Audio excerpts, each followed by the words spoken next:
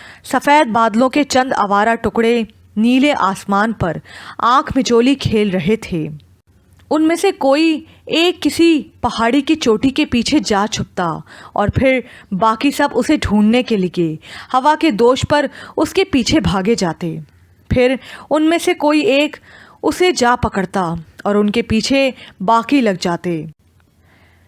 मैं न जाने कितनी देर तक हवा, आसमान और बादलों का ये लाफानी खेल देखता रहा। तभी नर्म चमकीली धूप ने दरगाह की मुंडेरों को चूम कर उन्हें अलविदा कहने का सिलसिला शुरू कर दिया। साथ ही साथ वो उनसे ये वादा भी करती जाती कि कल सुबह वो फिर उनसे मिलने आएगी, लिहाजा वो उदास ना हो। लेकिन शाम ढलने के साथ साथ मेरी उदासी तो बढ़नी ही थी। मुझे यहाँ इस धूप जैसा कोई दोस्त मुयस्सर नहीं था जो इस शर्त पर मुझसे अलविदा होता कि कल फिर मिलेंगे। मगरिब की अजान का वक्त हो चला था। मैं मुंडेर पर रखे दिए जलाने के लिए उठा ही था कि नीचे घाटी में बशीरे के तांगे की मखसूस घुमरों भरी टाप और उसके सलखुर्दा भोंपू की आवाज़ सुनाई दी। मैंने बाहर निकलकर नीचे जाने वाले रास्ते से झांका तो वो नीचे से ही चिल्लाया, आओ अब्दुल्ला बाऊजी, आपको खान साहब ने अभी बुलाया है, जल्दी से नीचे आ जाओ। खान साहब के बुलावे का सुनकर मैं सोच में पड़ गया। कहीं बड़ी मालकिन या लारेब ने उन्हें रात वाले वाक़े का तो नहीं बता दिया। अगर ऐसा हुआ तो ख्वामख्वाह जमाले की शामत आ जाएगी। मैं इसी सोच में घिरा नीचे उतरा तो बशीरा तांगा मोड़कर बिल्कुल तैयार खड़ा था। मैंने उससे मामला पूछा तो बोला, पता नहीं जी, खान साहब से मिलने कुछ मेहमान बड़ी सी गाड़ी में आए हैं, कहीं दूर शहर से। उसके बाद खान साहब ने मुझे यहाँ भेज दिया। मामला तो आप उन्हीं से पूछना। मैं उलझन में पड़ गया कि खान साहब ने अपने मेहमानों की आमद के बाद भी अगर मुझे बुलावा भेजा है तो इसका क्या मकसद हो सकता है। इस अधेड़बन में हम हवेली पहुंच गए। मुझे कोई गाड़ी हवेली के बाहर खड़ी दिखाई नहीं दी। शायद उसे हवेली के अंदरूनी अहाते के पीछे वाले गैराज में पार्क कर दिया गया था, जहां खान साहब की अपनी गाड़ियां पार्क होती थीं। हालांकि मैंने कभी गांव में आते जाते उन्हें अपनी गाड़ी इस्तेमाल करते नहीं देखा था। शायद वो गाड़ियां सिर्फ शहर आने जाने के लिए इस्तेमाल में आती थीं। करमदीन मेरे पीछे ही जल्दी से अंदरूनी देहड़ी से बरामद हुआ और मुझे हवेली के अंदर वाले बड़े कमरे की तरफ चलने का कहकर हज़्म मामूल बिना मेरा जवाब सुने आगे बढ़ गया। मैंने झिझकते हुए अंदर की जानिब कदम बढ़ा दिए। मैं अब तक जितनी बार हवेली आया था, मेरा ताल्लुक़ सिर्फ उस बैरूनी मेहमान खाने वाले हिस्से तक ही रहा था। आज पहली बार मुझे इस अंदरूनी देवड़ी से गुजर कर असल हवेली में कदम धरने का इत्तफाक हुआ तो कुछ अजीब सी हिचकिचाहट महसूस कर रहा था। जाने वो कौन से ख़ास मेहमान थे जिनसे मिलवाने के लिए खान साहब ने मुझे अपनी हवेली के जनान खाने की सरहद भी पार करवा दी थी। बड़े कमरे से ज़ोर ज़ोर से बातें करने की आवाज़ें आ रही थीं और जब मैंने बड़ी सी चिक उठाकर अंदर कमरे में कदम रखा तो मेरे पाँव जैसे ज़मीन में ही गड़कर रह गए। मेरे बिल्कुल सामने वाले सोफ़े पर मम्मा बैठी हुई थीं और उनके सामने खान साहब के साथ पापा बैठे सिगार पी रहे थे और ज़ोर शोर से कोई बहस जारी थी। मम्मा ने मुझे यूं जमे देखा तो खुद ही लपक कर मुझ तक पहुंची और उन्होंने मुझे ज़ोर से भींचकर गले लगा लिया।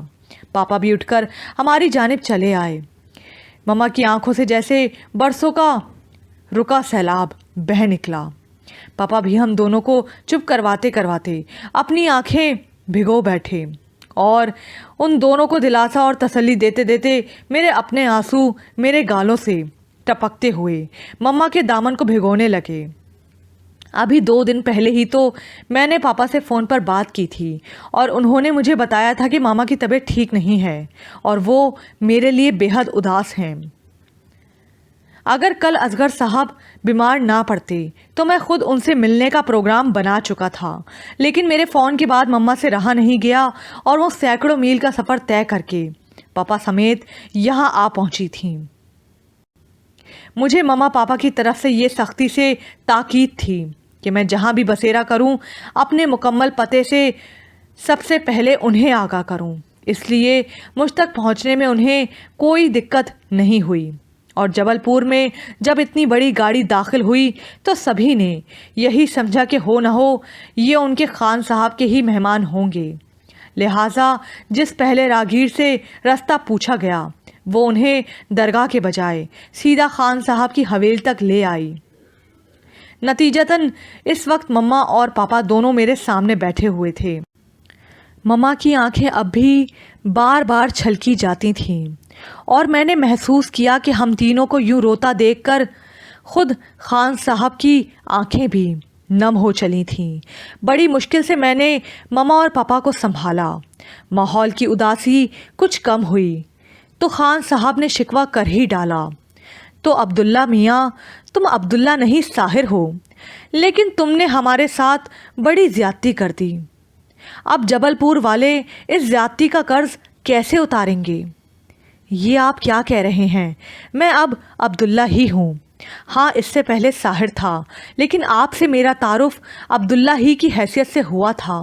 براہ کرم ساحر کے تعارف کی دیوار کو ہمارے رشتے میں حائل نہ کیجیے، اور آپ نے ہمیشہ مجھ سے بے حد مہربانی کا سلوک روا رکھا ہے، جس کے لیے میں ہمیشہ آپ کا احسان مند رہوں گا۔ خان صاحب ابھی تک حیرت کے عالم سے باہر نہیں نکل پائے تھے۔ مجھے ابھی تک پوری طرح یقین نہیں آ رہا کہ کوئی اپنا محل اور شہزادوں جیسی زندگی چھوڑ کر صرف ایک کھوج کے لیے یوں کٹیا کی زندگی اختیار کر سکتا ہے، اور وہ بھی اس دور میں جب ظاہری شان و شوکت اور بے انتہا دولت ہی لوگوں کی زندگی کا مقصد اور معیار بن چکی ہے۔ یہ معجزہ نہیں تو اور کیا ہے؟ اتنے میں اندر زنان خانے سے ماما کے لیے بڑی مالکن کا پیغام آ گیا کہ وہ کھانے میں ان کی پسند کا پوچھ رہی ہیں اور ان کی خواہش ہے کہ رات کے کھانے کی تیاری تک وہ اندر زنان خانے میں رہیں تو انہیں بہت خوشی ہوگی۔ میں جانتا تھا کہ ماما کا دل میرے پاس سے اٹھ کر جانے کو نہیں چاہ رہا ہوگا، لیکن وہ دنیا کے بھرم اور تقاضے نبھانے بھی خوب جانتی تھیں، لہٰذا فوراً اٹھ کر اندر چلی گئیں۔ پاپا میرا ہاتھ پکڑے وہیں صوفے پر بیٹھے خان صاحب کے ساتھ گپے ہانکتے رہے، مگر خان صاحب کی نظر بار بار پھسل کر مجھ پر پڑتی رہی۔ کبھی کبھی انسان کا رتبہ اور دنیاوی مقام بھی اسے ایک عجوبہ ہی بنا دیتا ہے۔ شاید اس وقت میری حیثیت بھی وہی تھی۔ مجھے اوپر درگاہ میں پڑے اصغر صاحب کی فکر بھی ستا رہی تھی، لیکن خان صاحب نے بتا کر میری تسلی کر دی کہ انہوں نے کرم دین اور جمالے دونوں کو ہی اصغر صاحب کی تیمارداری کے لیے اوپر بھجوا دیا ہے، اور میری درگاہ واپسی تک وہ لوگ وہیں رہیں گے۔ رات کا کھانا بھی ماما نے اندر زنان خانے میں ہی کھایا۔ پاپا کھانے کے بعد خان صاحب سے واپسی کی اجازت چاہی کہ وہ مجھے 2-4 دن کے لیے اپنے ساتھ لے کر گھر جانا چاہتے ہیں، تو خان صاحب باقاعدہ ناراض ہو گئے کہ یوں رات گئے کیا وہ اپنے مہمان کو جانے دیں گے۔ میں نے بھی پاپا کو اصغر صاحب کی بیماری اور اپنی مجبوری کے بارے میں بتایا کہ سلطان بابا نے خصوصی طور پر مجھے یہاں بھیجا ہے، لہٰذا ان کو بتائے بنا یوں درگاہ کو چھوڑ جانا میرے لیے بہت مشکل ہوگا۔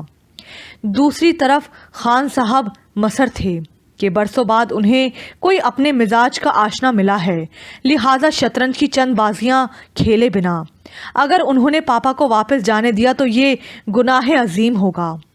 آخر کار گھنٹوں کی بحث اور مباحثے کے بعد یہ طے پایا کہ جو 2-4 دن مما اور پاپا میرے ساتھ گھر میں گزارنا چاہتے تھے اب یہیں خان صاحب کی حویلی میں ہی گزاریں گے۔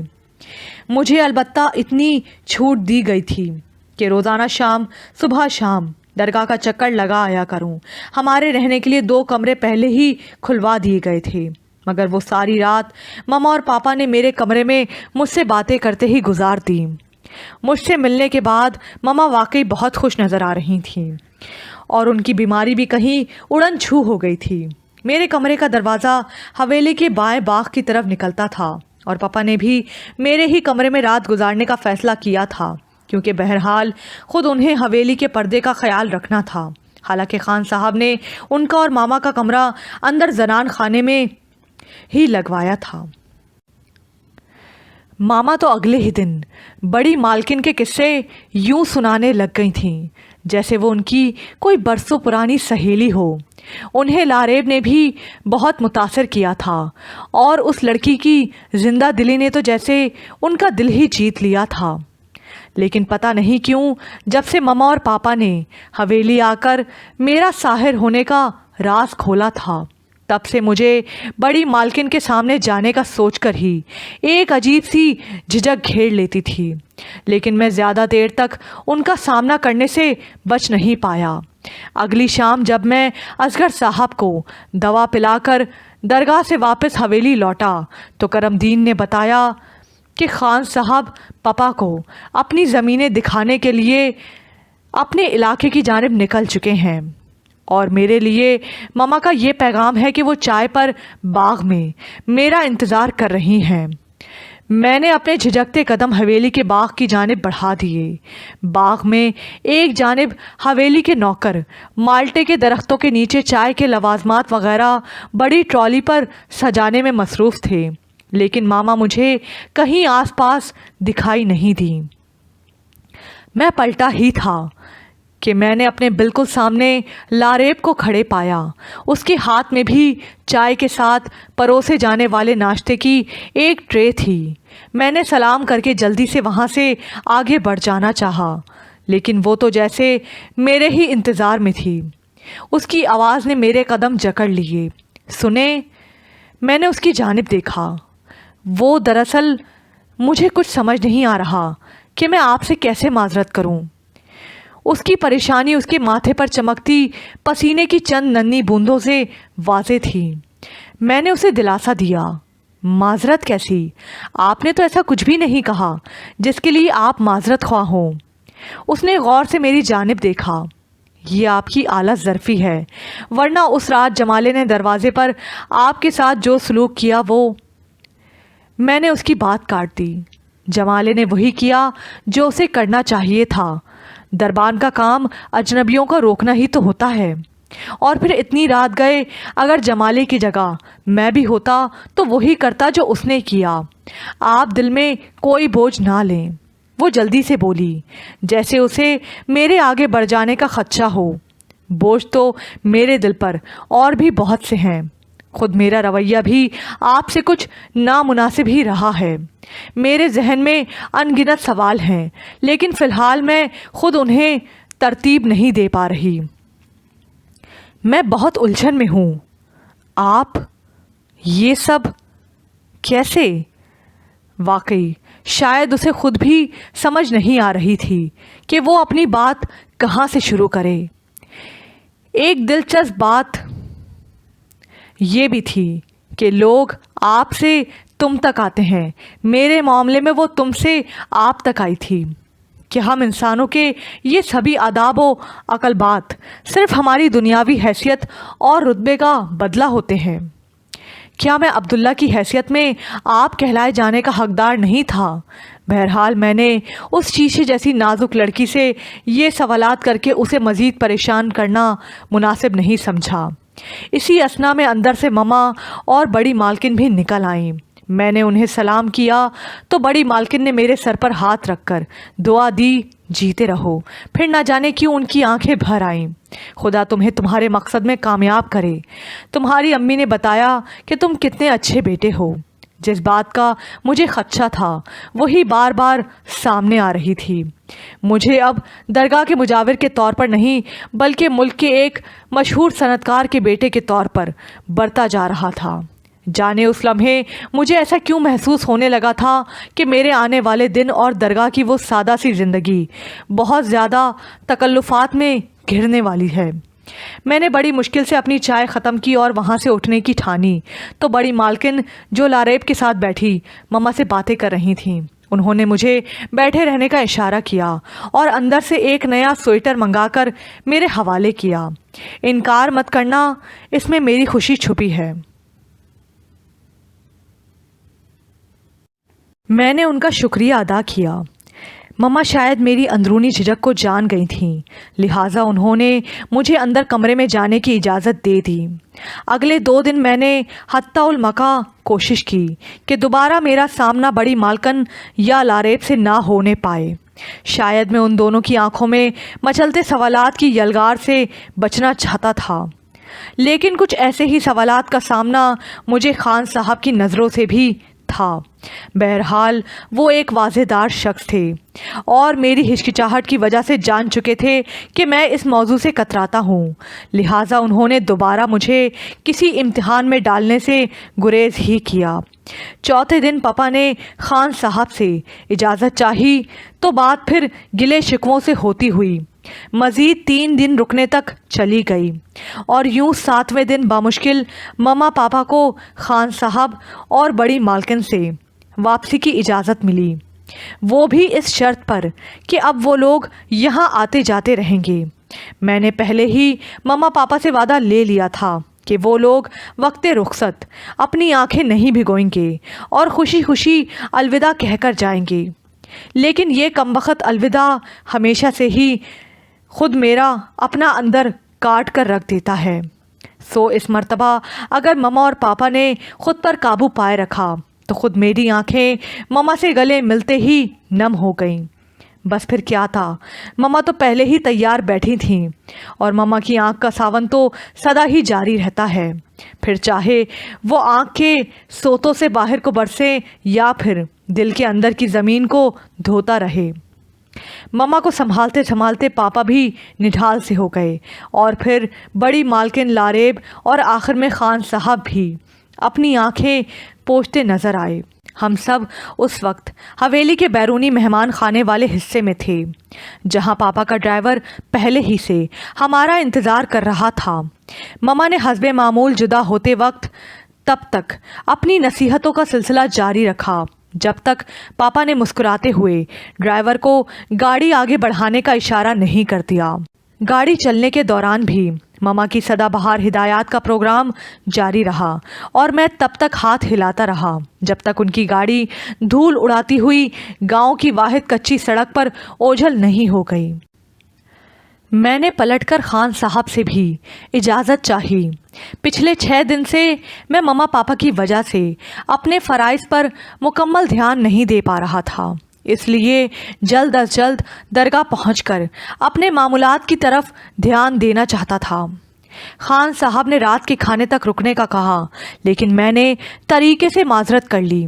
بڑی مالکن اور لاریب بھی ان کے پیچھے ہی کھڑی مجھے تک رہی تھیں۔ میری معذرت پر بڑی مالکن نے شرط لگا دی، ٹھیک ہے، لیکن تمہیں اس شرط پر رخصت ملے گی کہ اب گاہے بگاہے یہاں آتے رہو گے، یہ اب تمہارا بھی گھر ہے، خبردار جو کبھی کوئی غیریت برتی۔ میں نے مسکرا کر انہیں یقین دلایا کہ میں یہاں آپ کی حویلی سے اپنے پن کی ایسی سوغات لے کر جا رہا ہوں جو اب غیرت کی ایسی کسی دیوار کو کبھی ہمارے رشتوں کے درمیان حائل نہیں ہونے دے گی۔ لاریب جو ان کے ساتھ کھڑی غور سے مجھے دیکھ رہی تھی، اس کی آنکھوں میں شرارت کی ایک چمک سی لہرائی اور وہ بے اختیار بول پڑی، انسان کے پاس لفظوں کا اتنا خوبصورت ذخیرہ ہو تو اسے استعمال کرنے میں اتنی کنجوسی نہیں کرنی چاہیے۔ لاریب کی بات سن کر ہم سبھی ہنس پڑے، اور میں نے ڈیوڑی سے باہر قدم رکھتے وقت ان دلربا چہروں کی طرف دیکھ کر ہاتھ ہلایا اور باہر کھڑے بشیرے کے تانگے کی جانب بڑھ گیا۔ جب میں درگاہ پہنچا تو مغرب کا وقت ہو ہی چلا تھا، اصغر صاحب کا کہیں اتا پتہ نہیں تھا۔ میں پریشان ہو گیا کہ ابھی خدا خدا کر کے تو ان کی ذرا طبیعت سنبھلی تھی، پھر اچانک کہاں نکل گئے۔ میں اس شش و پنج میں مبتلا تھا کہ اچانک درگاہ کی بیرونی دیوار کی پرلی جانب سے کسی 2 اشناس کی سرگوشیوں کی آواز سنائی دی۔ میں چونکا کہ اس زوال کے وقت یہاں کون ہو سکتا ہے۔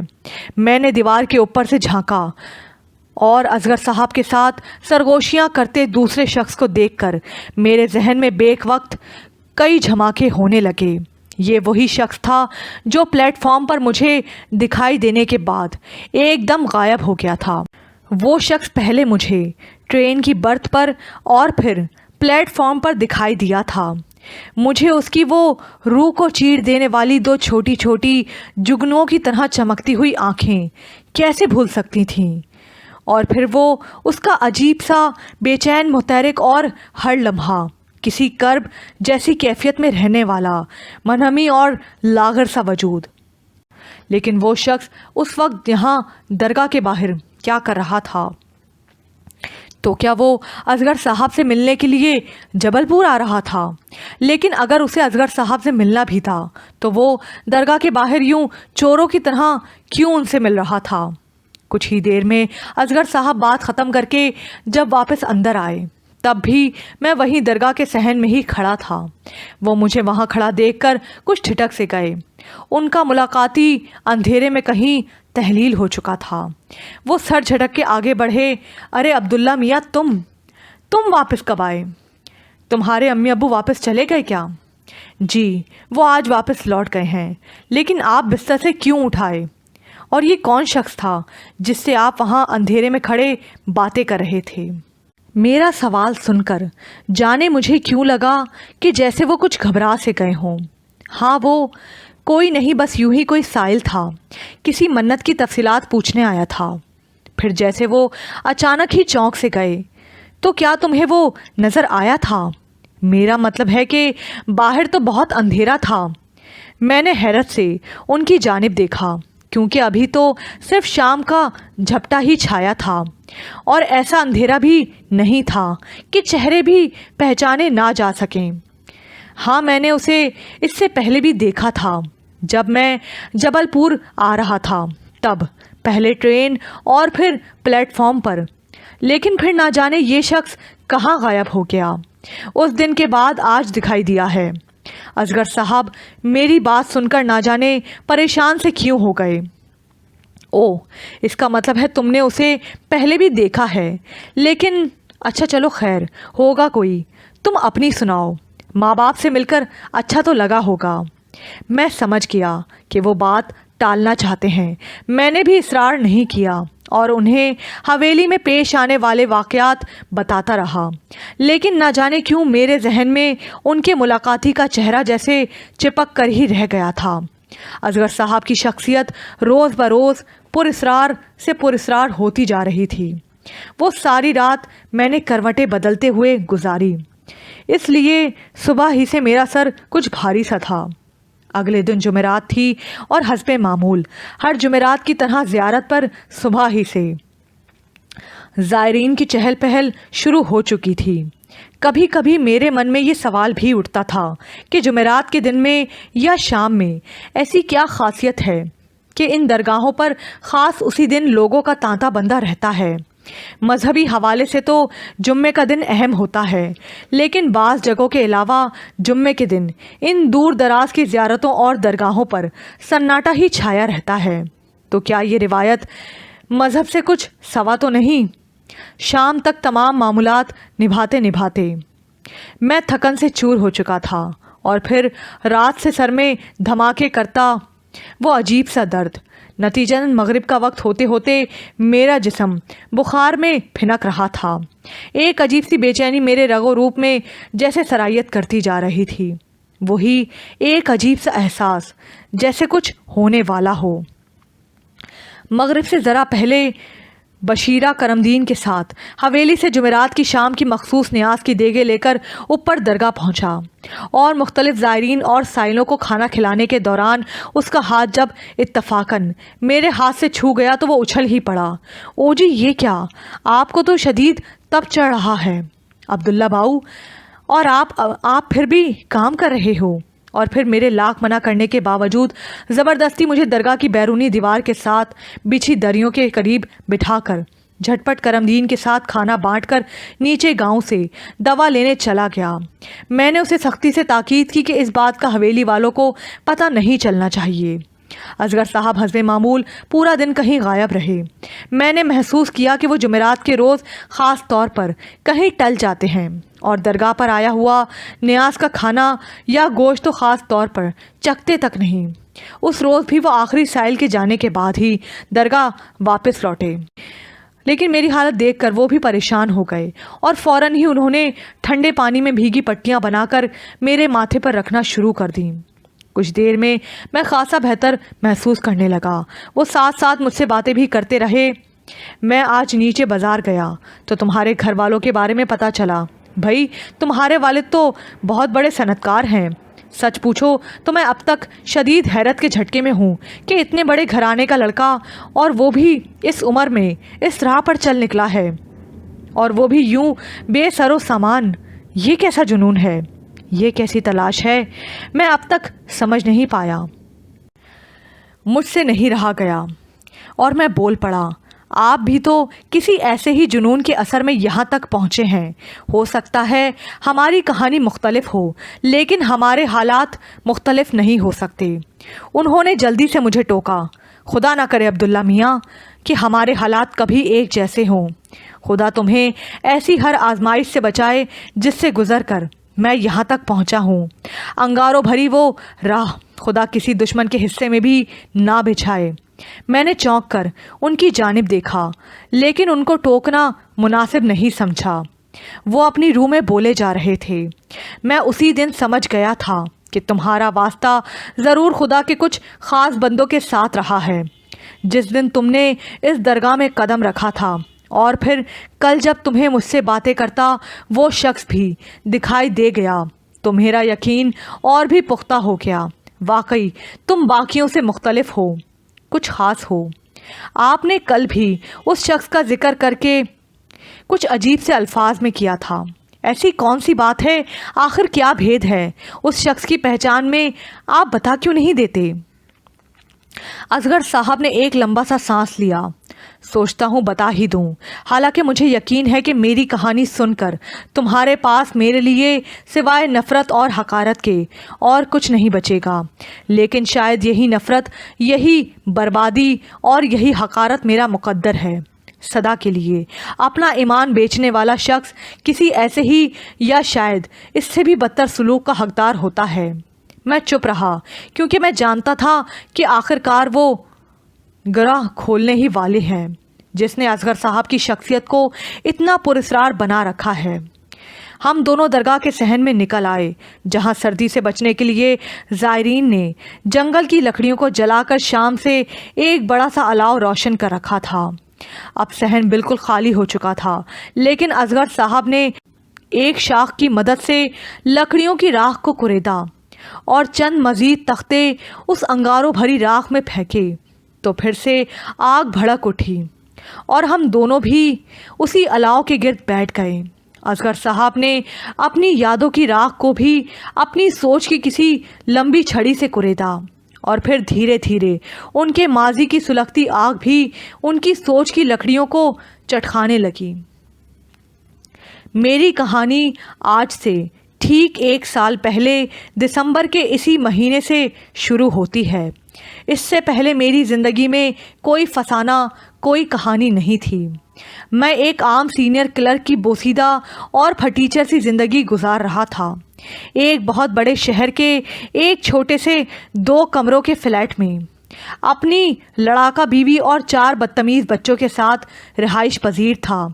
मेरे 2 बेटे और 2 बेटियां हैं और तुम खुद अंदाज़ा कर सकते हो कि बड़े शहरों के इन दड़बे नुमा फ्लैटों में हम 6 बंदे किस तरह गुजारा करते होंगे। मेरे दोनों बेटे माँ के लाड प्यार की वजह से किसी काम के नहीं रहे थे। बड़ा कई साल की मुसलसल कोशिश के बाद ग्रेजुएशन तो पास कर चुका था, मगर कम नंबरों की वजह से शहर भर में जूते चटखाता फिरता था और छोटे ने तो बीए में एक मर्तबा फेल होने के बाद किताबों से नाता ही तोड़ लिया था। दोनों बेटियां भी दिन भर सिवाय फैशन मैगज़ीन पढ़ने या केबल पर फिल्में देखने के अलावा और कुछ ख़ास नहीं करती थीं। बड़ी बेटी ने अलबत्ता यूनिवर्सिटी के बाद किसी प्राइवेट स्कूल में नौकरी कर ली थी, जबकि छोटी 12वीं का इम्तिहान पास करते ही किसी शहजादे के इंतज़ार में दिन भर मेकअप कोर्सेज पर अपना ध्यान लगाए रखती थी। दरअसल बच्चे हमेशा माँ में अपना आइडियल ढूंढने की कोशिश करते हैं और माँ ही को फॉलो करते हैं, और मेरे बच्चों ने हमेशा अपनी माँ को अपने बाप के साथ लड़ते झगड़ते, ताने देते और गिले शिकवे करते ही देखा था। लिहाजा कुदरती तौर पर उनके दिल से मेरी इज्जत जाती रही थी और रफ्ता रफ्ता ये दिखावे के लिहाज और शर्मो हया से भी रह चुके थे, और अब तुर्की व तुर्की मुझे जवाब देने लगे थे। शायद इसमें मेरी बीवी का भी उतना ही कसूर नहीं था। मैं ज़िंदगी में कभी कोई भी आसाइश उन्हें मुहैया नहीं कर पाया था। एक सीनियर क्लर्क की तनख्वाह होती ही कितनी है, और फिर ऊपर से महंगाई का ये तूफ़ान। तनख्वाह से ज़्यादा तो बिजली और गैस के बिल हर माह सीने पर मूंग दलने के लिए आ पहुँचते थे। ऐसे में नंगा नहाए या और निचोड़े क्या। मैं कभी ज़रूरत के मुताबिक भी पैसे घर नहीं ला पाया था, तो फिर तफरी, पिकनिक या सिनेमा की तो बात ही करना फजूल है। मेरे बच्चे और बीवी सारी उम्र पेट भर खाने को ही तरसते रहे। बेटी ने नौकरी की तो बीवी का हाथ कुछ खुला, लेकिन ये भी मेरे लिए मज़ीद एक ताने का सबब बन गया कि हाँ भाई, अब तो बेटी की कमाई का ही आसरा है। अपनी सारी नौकरी में मुझे क्लर्की के लिए शोबे भी कुछ ऐसे ही दिए जाते रहे जहाँ रिश्वत लेने के मौके भी कभी मुयस्सर नहीं रहे। सच तो ये है कि मुझे ठीक तरह से रिश्वत लेना भी नहीं आती थी। एक आध मर्तबा किसी से कहलवा कर किसी कमाई वाले सेक्शन में तबादला करवा भी लिया था, लेकिन किसी ने ठीक ही कहा है कि रिश्वत लेना भी एक फ़न है, और मैं इस फ़न से कतई नाबलद था। मेरे तो हाथ पांव ही फूलने लगते थे और ज़रा सी रकम पकड़ते वक्त भी पूरा जिस्म लरज़ना शुरू हो कर देता था। लोग न जाने कैसे इतनी बड़ी बड़ी रकमों को बिना डकार लिए जेब में डालकर हज़म भी कर लेते थे। शायद मैं शुरू से ही बुज़दिल था और रिश्वत लेना या देना मुझ जैसे बुज़दिलों के बस की बात नहीं थी। इसलिए वो 2-4 हफ्तों में ही उस कमाई वाले महकमे के राशि अफसर ने मेरे आगे हाथ पांव जोड़ना शुरू कर दिए थे कि बस बहुत हो गया मियाँ, अब यहाँ से चलते बनो। दरअसल मेरी वजह से ऊपर वालों का लेन देन भी बिगड़ता था, क्योंकि बहुत सी जगहों पर मुझ जैसे क्लर्क ही ऐसे काले धंधों का पहला दरवाज़ा होते हैं। यूं मेरे दिन कर्ज़ों के बोझ तले दबे ही गुजर रहे थे।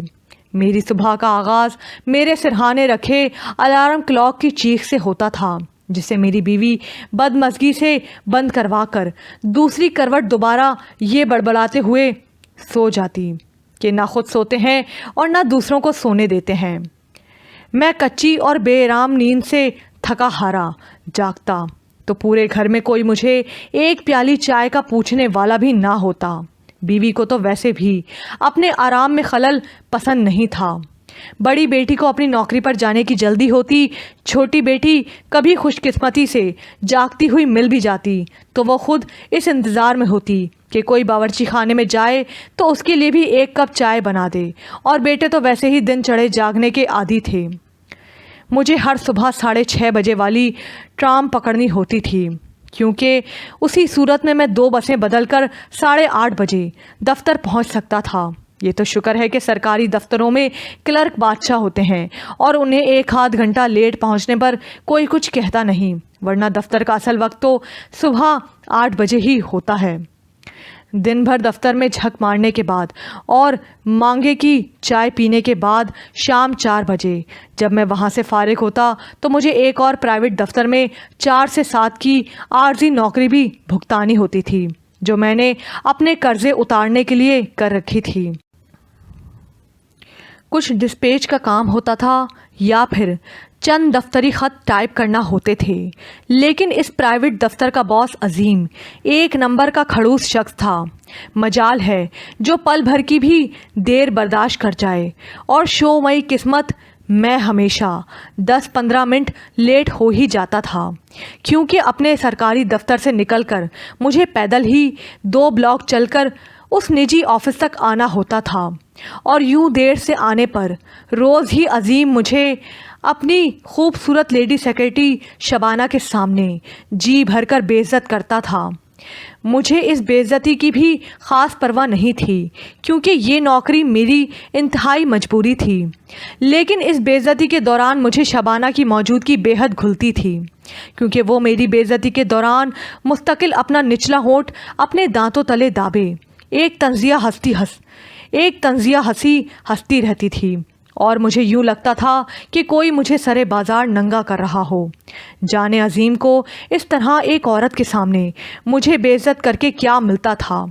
शायद इस तहरीक के पीछे भी अजीम का कोई इंतकाम ही छुपा हुआ था क्योंकि मैंने एक दिन गलती से किसी ख़त की तस्हीह के लिए बिना दस्तक दिए अजीम के दफ्तर का दरवाज़ा खोल लिया था और ठीक उसी वक्त अजीम अपनी सेक्रेटरी को अपने बहुत ही करीब बिठाए कोई डिक्टेशन दे रहा था। दरवाज़ा खुलने पर शबाना तो बौखलाकर बॉस की गोद से उतर गई, लेकिन अजीम का चढ़ा हुआ पारा फिर कभी नहीं उतरा।